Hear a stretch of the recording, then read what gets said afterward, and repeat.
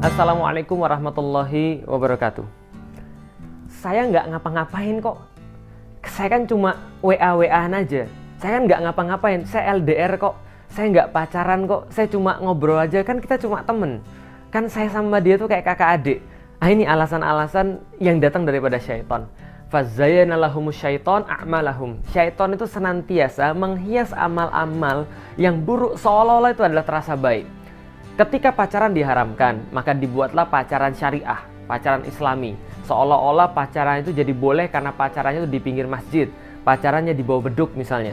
Atau pacarannya ketika Ramadan, ketika tarawehan, pacarannya dimulai dengan basmalah lalu diakhiri dengan hamdalah. Pacarannya syariah. Kenapa? Karena ketika berpacaran diawali dengan membaca surat Yasin dan membaca doa kifaratul majlis, gitu kan ya. Nah, ini tidak menjadikan maksiat menjadi baik. Tidak menjadikan maksiat menjadi boleh. Kenapa? Karena keharaman tetap saja sebuah keharaman. Kebanyakan orang tidak memahami, termasuk para pengemban dakwah pun yang sudah mempelajari Islam, mereka tidak paham bahwa di dalam Islam kehidupan laki-laki dan wanita terpisah.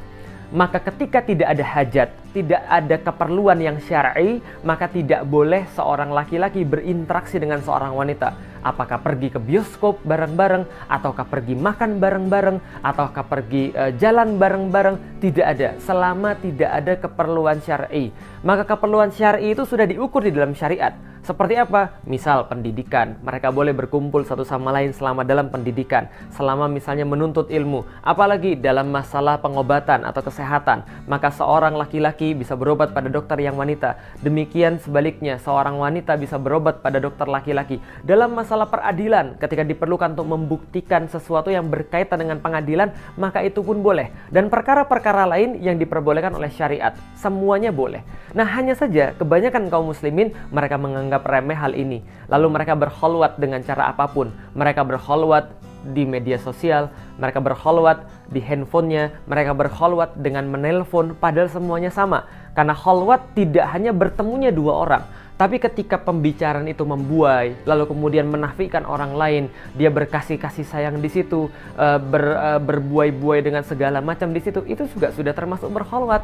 Maka ini harus hati-hati. Pergaulan pria dan wanita terpisah. Lah, mengapa begitu? Karena ini adalah bagian daripada tindakan preventif yang dilakukan oleh Islam. Bahwa wanita dan laki-laki ini memang punya kecenderungan satu sama lain. Maka mereka tidak diperbolehkan untuk bersama kecuali dalam hajat-hajat yang syar'i. Maka ini yang harus menjadi sebuah panduan dalam diri kita. Banyak-banyaklah mengkaji bagaimana sistem pergaulan di dalam Islam. Banyak-banyaklah mengkaji bagaimana Islam menempatkan laki-laki dan Islam menempatkan wanita. Kapan mereka boleh berkumpul? Kapan mereka harus terpisah sama sekali? Kapan ketika Allah memperbolehkan mereka bisa sama-sama untuk melakukan sesuatu? Kapan mereka harus melakukan satu-satu? Mereka harus melakukan aktivitas satu-satu dan tidak bercampur satu sama lain. Tapi pada intinya yang harus disampaikan adalah secara mendasar dan secara default laki-laki dan wanita itu terpisah aktivitasnya. Maka jangan bersama-sama kecuali memang ada keperluan, karena mudorotnya pasti ada. Wallahu a'lam bishawab. Saya Felix Xiao. Assalamualaikum warahmatullahi wabarakatuh.